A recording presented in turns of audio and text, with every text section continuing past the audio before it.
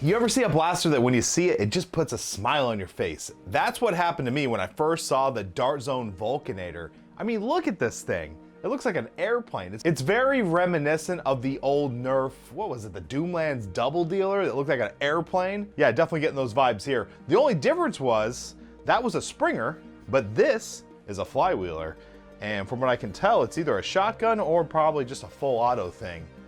It'd be really cool if it was a shotgun, but I think it's actually full auto. Let's go over what comes in the box. So we can see we have the blaster. We got these adapters that actually come off. They're separate. We've got the magazines, a scope, and a bunch of darts. How many darts? Should come with enough darts to actually fill both magazines. These are 12 dart capacity each. And of course, don't forget about the stock. Now this blaster does take AA's, and I believe it's accessible from the side. You can pull that off, and I think it takes 6. A lot of AA's.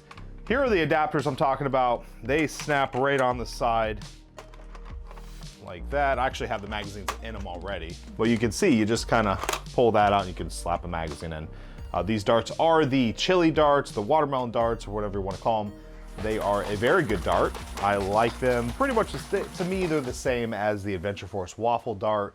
I haven't really done extensive testing to determine which one's better or not. Just so we have a comparison, this is the Adventure Force waffle dart. As you can see, it has more of a waffle design. This one right here actually has diamond type shapes in it, but is still kind of a waffle. Out of the two darts, I personally like the red ones better because they film better. You can see them on camera flying through the air better.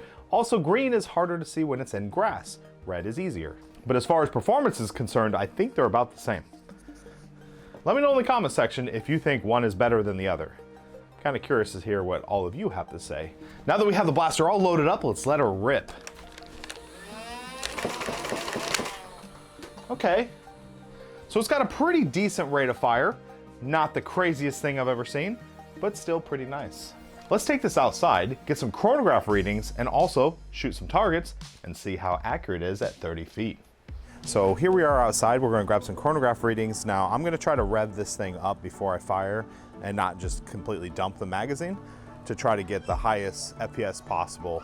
Now keep in mind these are fresh batteries and these darts are brand new.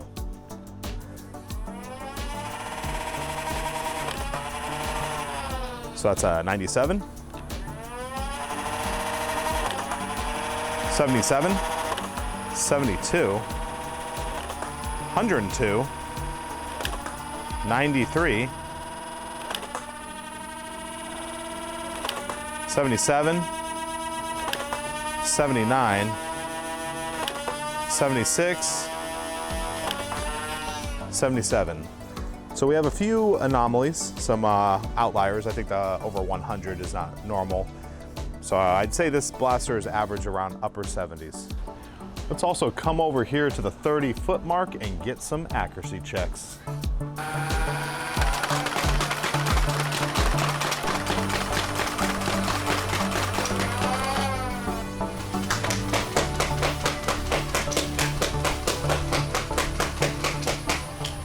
So after taking this outside and checking it out, I got a few things to talk about. Number one, we'll start with the overall aesthetics and ergo. I think it's a very comfortable blaster. The pistol grip is super comfortable. The forward, area that you hold on to, very nice. The stock is perfect. I do want to make one comment on the stock. It's not adjustable. It looks like it should be, but it's not.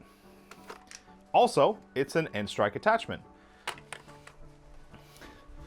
Here we have a worker stock, as you can see, goes right on there, no problem. Now, as far as how the blaster looks, I think it looks awesome. Look at the profile of this thing. Very cool looking design. If you like sci-fi blasters as much as I do, this is a definite pickup. With that out of the way, let's run down the pros of this blaster. First off, great capacity, having the ability to have different magazines on there, super cool. The overall looks and aesthetics of it are very good. It's very comfortable. It's very affordable.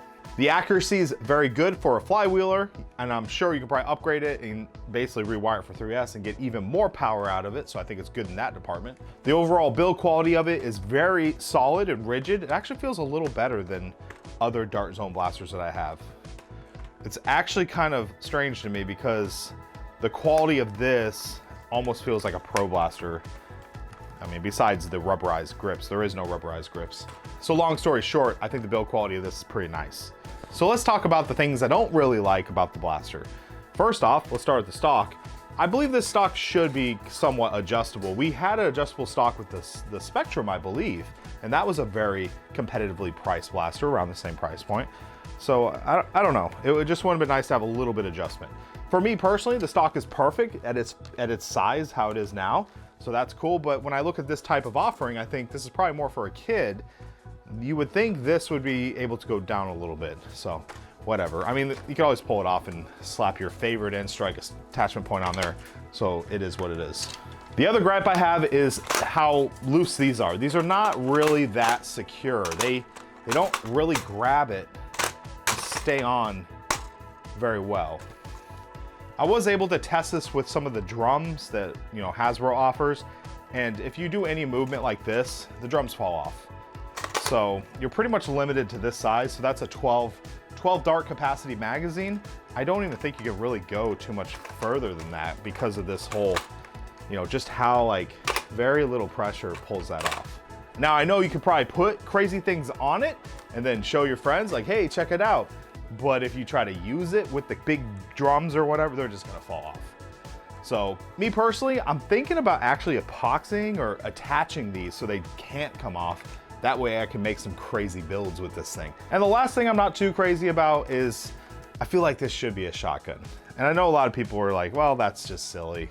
You know, if this was a shotgun, that'd be like, you know, 2 separate flywheel cages.